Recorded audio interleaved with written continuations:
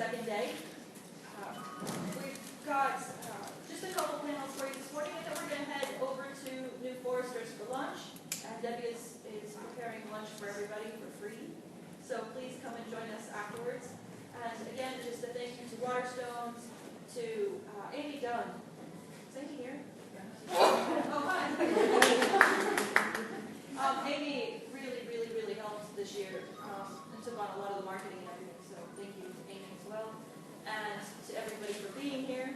And to New Foresters, and to Nottingham Writers Studio, and anybody else I've forgotten in my drug-fueled haze. And thank you.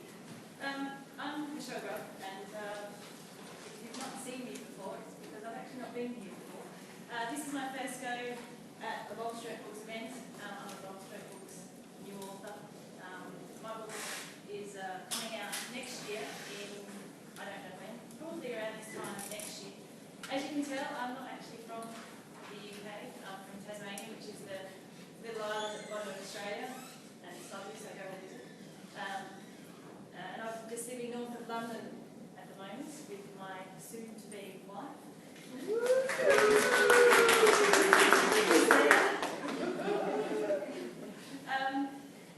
So my first novel, I'm going to have a little bit of a spiel about my first novel quickly, is Getting Lost. As I said, it'll be around about this time next year that it's released.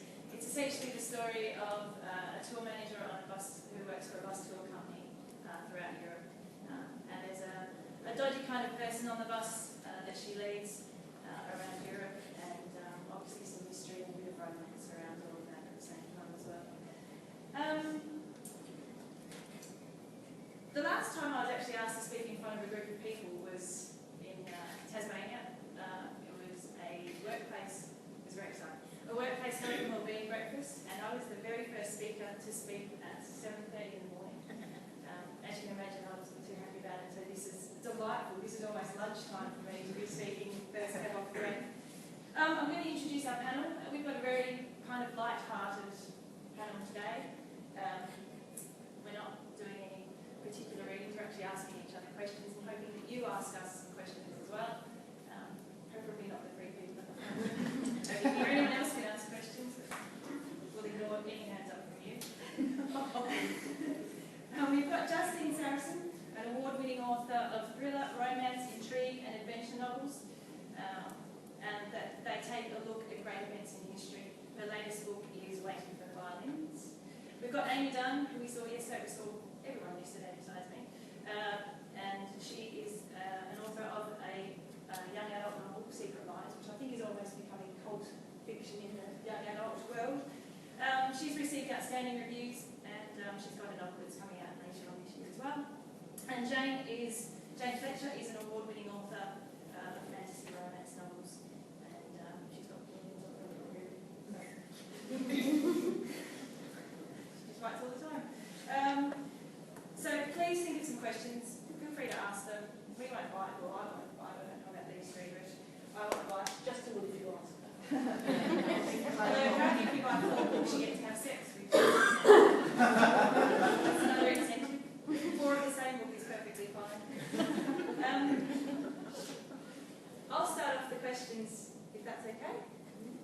And my first question is, if you're at a barbecue in the summer, is it okay to decant fake pins into a bottle of real pins and pretend it's real pins? What's pins? Thank you. It's a drink that you put lemonade in with It's like a fortified fruit. berries and Some some shops you can buy it for £6 if it's not real, and in other shops it's maybe 15. I'm just wondering if it's okay to pretend. Well, see how you go It's definitely not okay. Oh.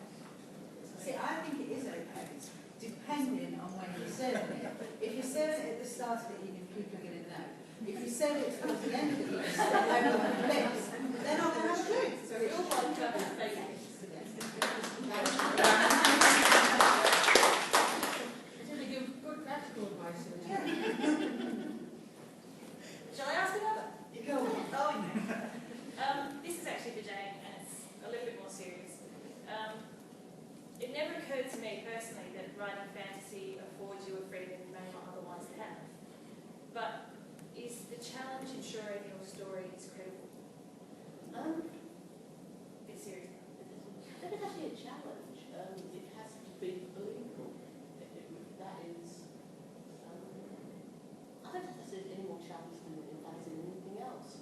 I mean, it's all, on TV programs where you sort of see things like, Silent Witness, where you have the forensic examiner who's taking over the job of sort of chasing it after people. You think that this is not credible. So if you write a one-day detective story where your detective is doing things just not credible, or you have your medical examiner going out with a gun and shooting the baddies, that is just not credible. And so it's no more difficult in practices. Does it become more of a challenge to ensure your continuity because you're the only person who really knows your world inside and out? Actually, it gives you an awful lot of freedom. Continuity is not so much of an issue. I mean, it's I know the story because I'm a plotter. I do plot it all out beforehand. And I thought, literally, the one case I wanted to know. I had a sort of timeline. People here, they go down and I draw maps of the world just so I sort of got an idea of where things are. And I went, hang on, it needs to take them 6 days.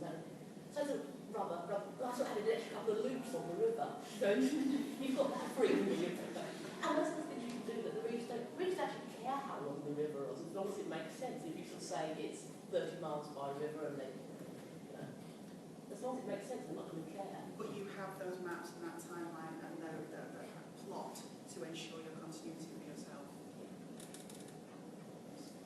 Would anyone else on the panel like to ask a question to anyone else on the panel?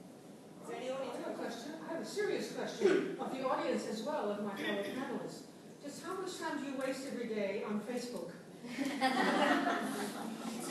First of all, let me find it from my colleagues, and then I want to ask you. Too much. Yeah, no, I do tend to go on Facebook quite a bit. I'm nosy, and there's always cute pictures of cats. Oh, yeah.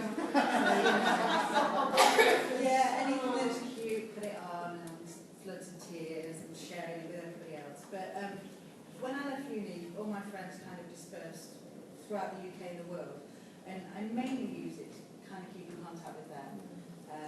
Now they're all mature and having babies and whatnot, you say, oh, that baby's cute from a distance and sometimes.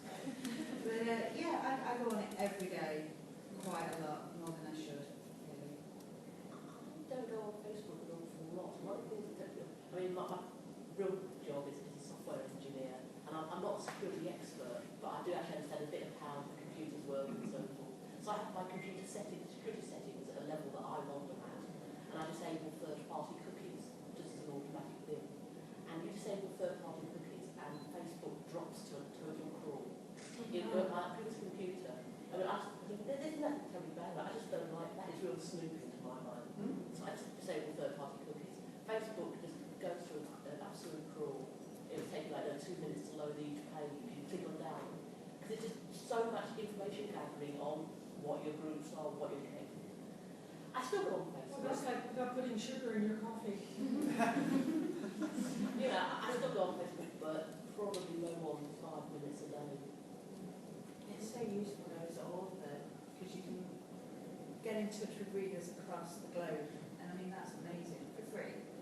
Well, the problem I have there is that when I'm inclined to post information about my writing or my books, I've got to compete with virtually everyone I know is doing the same thing. So I've got to scroll down past 100 authors. Some of them have the bad taste to call themselves author.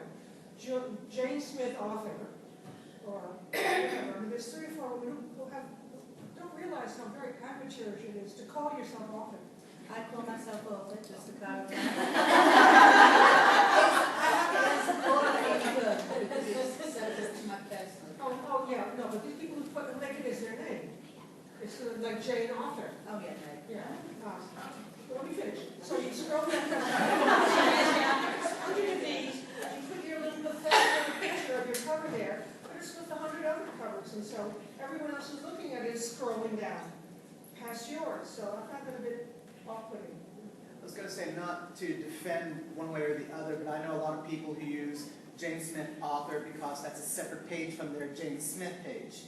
And that way they can keep their professional life apart from their personal life. They can cut up on their personal pages, and they use the Jane Smith author page strictly for business or for author workmanship. And so that I know a lot of people who do it that way. I don't have author next to my name, but I have another page strictly for my book. Well, and your name is also relatively uncommon.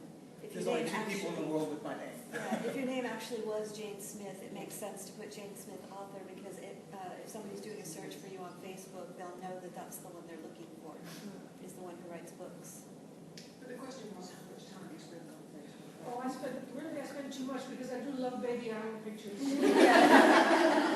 actually don't use it any longer to publicize my work because I'm so resentful of everyone else publicizing theirs, and of course they're not any better than I am. We know that. So I scroll out past everyone except the baby animal pictures.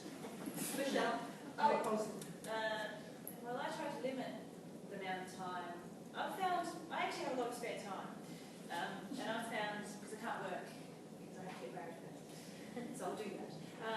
I have a lot of spare time, but it's actually time consuming having a lot of spare time. So I try and limit the amount of Facebook I do, which is about maybe half an hour in the morning. Only half an hour. Yeah, I might be sending a few messages at the same time. It's a different time in Australia, you see, so I've got to take that into consideration. So I do try and limit it. And I'm one of those people with the author page because I've got it set up as a page as opposed to a normal Facebooky thing.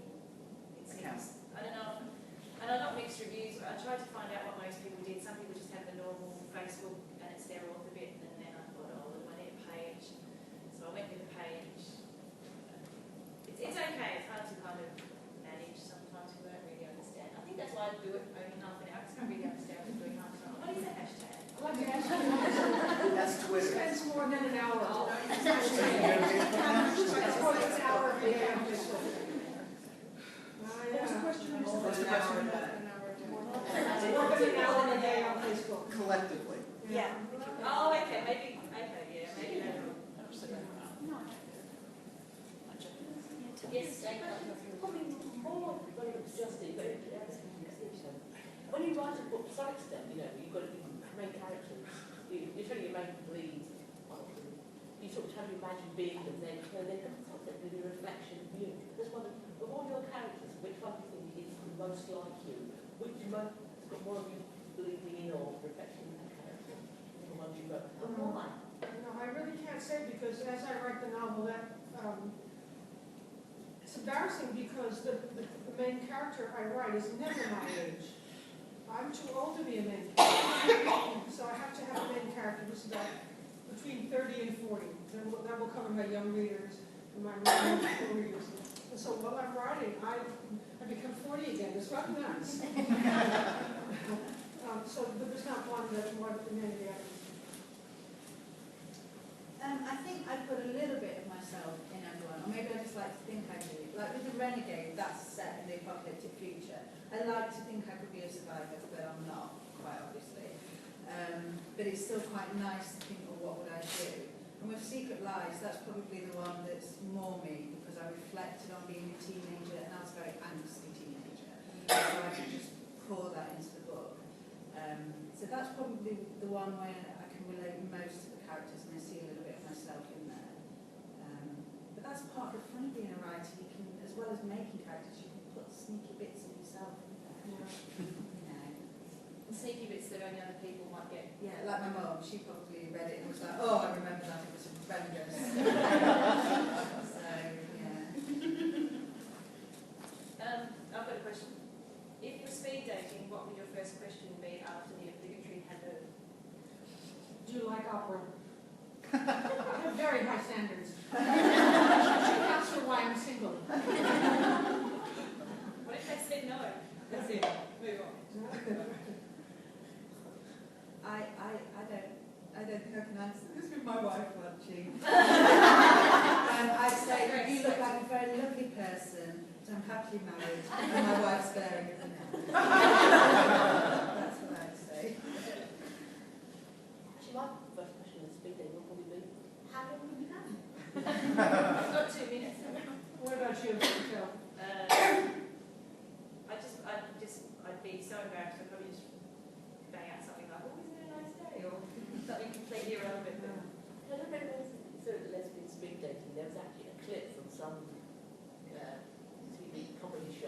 seen it, lesbian speed dating. It's worth actually searching on the internet. It's a lesbian speed, when you go through an entire relationship in the 2 minutes before shifting on to the next one. I'm just going to have a break. It's hysterically funny, it's well worth it. Post it on Facebook. Finally, I will put it on Facebook. Okay. Or I'll get Joey to put it on Facebook for me. Do we have any questions from the audience? I was just wondering, wouldn't any of you ask, do you read? No. No. That's a speed dating question. What do you read? No, do you read? I don't know, I was just thinking about a speed dating question. Do you want to Oh, find okay. Yeah. Oh, yeah. It's a very good question. And then the second would be, do you read me? Yes. Equally as important as do you as well. Are you reading a book? Are you reading a book at the moment? I'm not at the moment because I find that when I'm writing, I have this fear that if I'm reading somebody else's work, I'm going to kind of reproduce it without realising. That's called plagiarism. It is, and I'm so wary of it. So, no, when I'm writing, I tend not to read anything new. And then when I stop, I like devour books, one every night if I can. Do you read what you write? Do you read the same type of book that you write? Yeah, I read everything that I can get my hands on. I mean, have you read Jane Austen? Yeah, I've read Jane Austen. Yeah. No, I literally, my tastes vary with everything. I'll give everything a go once in terms of reading. So yeah, there's nothing that I wouldn't pick up and have a go. The one thing that I'm slightly like, is erotic because my face would be dark, but so, but that's the only thing, yeah, I just read everything that I can get my hands on. I don't read much lesbian fiction except what's written by my friends, because I know how they write and I like them. So there's 3 or 4 authors that I read everything that they produce. But otherwise, I read an enormous amount of history, nonfiction, because that's the research I'm doing. And I read things that I didn't know about before. And I just spent half a year reading about the Russian involvement in World War II, about which Americans know virtually nothing. And so I'm educating myself daily. It's a real pleasure. I think you undermine your American sisters and brothers. No, She really doesn't. Well, I live on the East Coast, so it's probably a slightly different thing. I mean, I'm Midwest, I don't know which one is north, but a lot of New Yorkers, or a lot of the New Yorkers I know, are very politically savvy. That doesn't mean they read a lot. Well, there are people who know a lot about a lot, but there are a lot of people who know nothing about anything. It's just so big. Let's put it this way, when I moved down to Florida from New York in 1980, someone asked me, "You're Jewish, how come you don't have horns?" Get off. That's true. And I said, they only come out when we eat baby's blood. And they believed me. And that's a true story. I've also been asked why I speak so quickly when I'm from the South. Really? Yeah. Ignorance runs abundant in the U.S., unfortunately. And there are pockets that are very well educated, but for the most part, Justine is correct. I had a close family member ask where Peruvian was. You were related to George Bush? Not far off. I was asked whether Brussels was a country or a city. Yeah. And I said it was a city, and they said, what country is it a city in? Americans will welcome you back to the United States when you return from Hawaii. It's true. I lived there. It's bad. But they all have guns. And they all fly flags in their yard.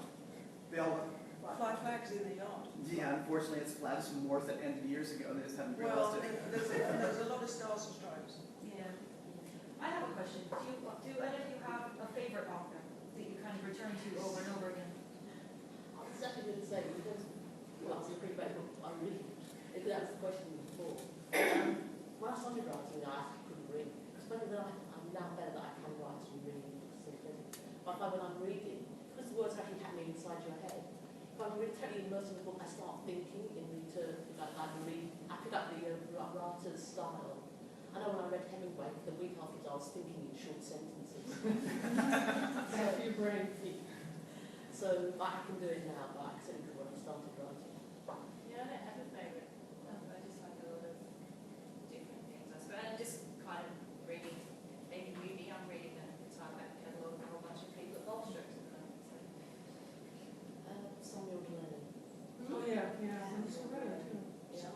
Samuel Arden, Science fiction. the science fiction writer. Maybe I'm practically speaking of the writing. But I was on I was over in the US. I was on some panel somewhere. I can't remember. And Samuel Arden was there, and he came in and sat down in the audience, and I was on the stage. His style, yeah. It's just been wonderful. His beard. But I was thinking, it's choking up, like when you hear this accent, and I'm on stage and all of them, Samuel Arden. Just go about his feet, and it's not working. I have a new favorite author, and I recommend her. It's the screenwriter Sally Wainwright. Yes. She's my new favorite as of Tango in Halifax and Happy Valley. I want to write like she writes, except she writes in the screenplay format. But anyone who can hold the attention of an audience like her, that's my new idol. I think it's probably a lot of people who saw but not so happy Valley. I tend to, as I said, I read everything, but if I'm after light-hearted, a nice read, I always read Jill McKnight's books. She never fails to make me laugh out loud. Yeah, she's funny. She's just so funny, and you know that you've got everything there, and it's not necessarily going to be too dark or too gritty, which is ironic considering that's what I write. But I love Jill McKnight's books. I'm like the biggest fan. I have to say one of the best books I read recently was Brian Wallstrip books over It Was Timeless by thank you. And it was lovely. It was very clever, but I read that. I can't talk too much about it without giving away important bits of it. So we'll leave it there. Any other questions? I have a question for the author. What made you choose Wallstrip's books as the publisher? I met Rad, and she struck me as somebody with a head screwed on so tight it was amazing she can still stay over her collarbones. It says that considering some about the third person kind of writer who started my Wallstrip. At the time there was an awful lot of that's been published out there, terribly well reading without the first idea of really what was going on. And my editor, who's still editor of Bold Strokes, my previous that company was folded, and Cindy Preston, she had met Rad, and I was talking to her, and she said Rad had actually really looked into the business and understood it, worked out how the whole publishing industry worked, rather than I'm going to go into all these wonderful lesbian books. She tracked it as a business. She also reads all the proposals. Yeah, and that she knows the business, she works with it, and I just thought, okay, that's the one I'm going to go for. I chose because of Jane. Did you? Yeah. I recommend it for Is she American, this one? yes. Yes, she was in New York. Ex-surgeon. Ex-surgeon. She gave surgery, being a surgeon for being a publisher and a writer. Incredible woman. Incredible woman. Slightly overachiever. Yeah. Michelle, why did you choose Wallstrip? Because from what I researched, they were the best and the biggest LGBTQ publisher. And I thought, well, if you're going to have a crack at it, you might as well have a crack at the big one. It was actually coming to this and being in the audience, and I've been for 2 years, and I just saw how well. I mean, I'd always read Wallstrip's books, but seeing how well all the authors got on, how inclusive it was, how friendly. It's all facade. I've now read that. Once they get to it, once you've signed a contract, then no. But it felt like a little family, and that was it. I was hooked, and I knew I wasn't going to send my manuscript anywhere else. So this was what got me into this situation. And I reached this exalted age, which I won't share with you, and never ever heard of these people. Until you met me. Until that's exactly right. How could that be? That's why we're doing this What sort of event. lesbian am I? That's why we do this event. It's for visibility. Yeah. And we're doing events all over the country now for that reason, because the UK market's been spectacularly hard to get to, and we're not sure why. But we find a lot of people who are really interested once they find out. Well, getting people to find out has been. I have a question. First for the panel and then for the audience. What figure out of real literature, historical literature, the stuff that you study at school, one that inspired you, that you wanted to write like them, or be like them, or that gave you really basic ideas? For example, did you read Tolstoy and think, I want to write a really big novel? Or what big name authors may or may not have impressed you, so that you wanted to be like them? Well, although I'm not obviously a playwright, and I know everyone probably saying, but Shakespeare at school, I loved that you could have like the witches, and you could have the contemplation of suicide and all this darkness, and then at the same time you can have all the comedy and the love. Yeah. And for me, it was just phenomenal that somebody could touch on all those genres so perfectly, and I guess that's kind of why I'm giving everything a go. You know. So. Shakespeare would be an excellent inspiration. And then in terms of making me want to write, I mean, there was the readings I read as a child, that gave me a love of books. I've always told myself stories. I mean, Rosemary Sutcliffe would be probably the children's author who wrote the biggest impression. In terms of, probably my second favourite writer is Jane Austen. She always puts me off writing. In that, Lady Susan, she wrote that as a joke about her family when she's 14. And I read that and think that it is a million times better than anything I will ever write in my lifetime. I think just give up now. Mine sadly being, well, sadly, the Enid Blyton actually. Enid Blyton. And I had this, I just thought the famous wife was real. I just wanted to go around over the countryside with my border collie and do stuff and be really cool. And yeah, I think I used to get lost in Samuel Wells quite easily. I used to love it. Famous Five was what Scooby-Doo then turned out to be. It's exactly the same premise that they had in Bedford. Yeah, but they were cooler though. Yeah, and had property. Yeah. Well, for me it was Thomas Mann, because my education is in German literature, and his novels are all very big. Easily as big as Thomas Mann, easily as big as Tolstoy. But after you read them, I mean, I had to read them in German too, so you had to read them slowly, but because you're reading them slowly, you got it. You got all the stuff. But when I finished one of his novels, I would always have the feeling that I had somehow learned all the knowledge of the world, because there was so much in it. It was so well put together. He would collect a lot of ideas out of Western civilization and then some Eastern mysticism, and he put these features in one character and these features in another character, and then they would have an argument. And so as they were arguing, you would be learning about Western ideas versus Eastern ideas, and it was so satisfying. Even though I never at any point said, oh, I want to write like Thomas Mann, I remember thinking how wonderful to be able to think like that. So it did impress me. Is there any other questions from the audience before we escape the function room?